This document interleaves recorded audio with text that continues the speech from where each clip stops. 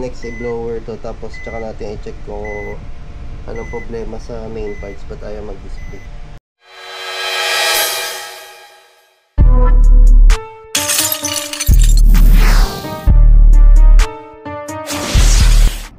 Nandito tayo ngayon sa F. Bautista.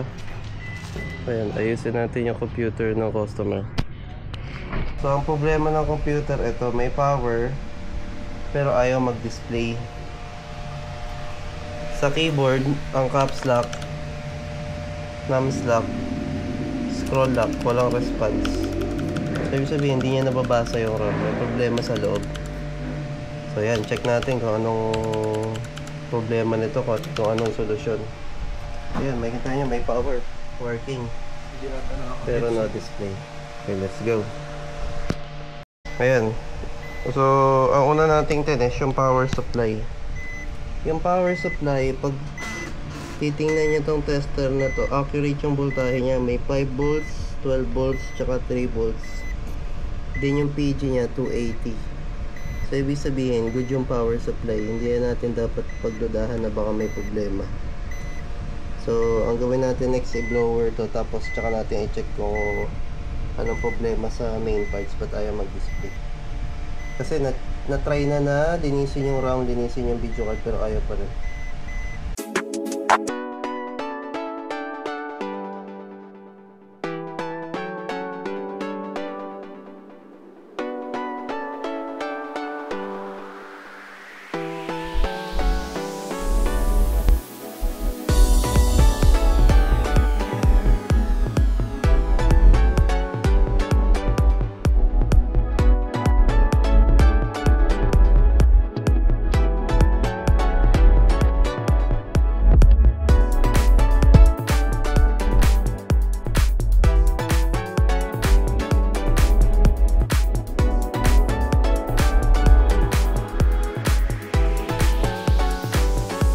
Natin paganahin natin sa power switch. Ayan, nag-power na.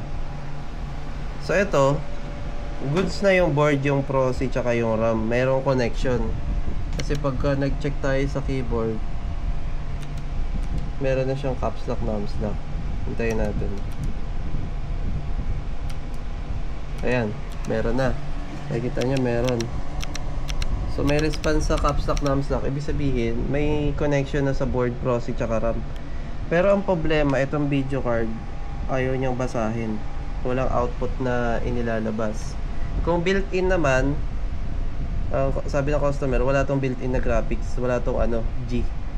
Ryzen 5 to na na example, 3400 lang. Ganun lang, wala siyang G. So wala siyang built-in na graphics. Kaya nakadepende yung graphics niya sa video card. Pero ito ayaw basahin. So ang gagawin natin, mag-try tayo ng ibang cord.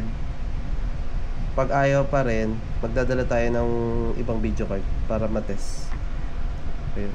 So nalinis na natin, tinanggal na natin yung mga alikabok, naayos na rin natin yung wirings, working na siya sa case. Pero ayaw pa rin niyang gumana ng matino. Nagagarble yung display. Napa-display natin kaso nagagarble. So try natin. Pakita natin sa inyo kung paano yung excuse, paano yung nangyayari. Ayan, working naman, no? Kaso ayan, kumikita yung display niya na hindi matino. Tapos pag natry ko kanina na walang drivers, steady lang yung display niya, pero nung may drivers na, ayan na, namamatay-matay. So dahil dyan, anong kailangan natin? Kailangan natin ng bagong video card. Kukuha tayo ng video card. Ayun. Ayan na. Ito na yung bagong video card. So use to na 1050 Ti. So salpak natin, then check natin kung anong result. Ayan, goods na. So Pilta natin 1050 Ti, then bagong HDMI.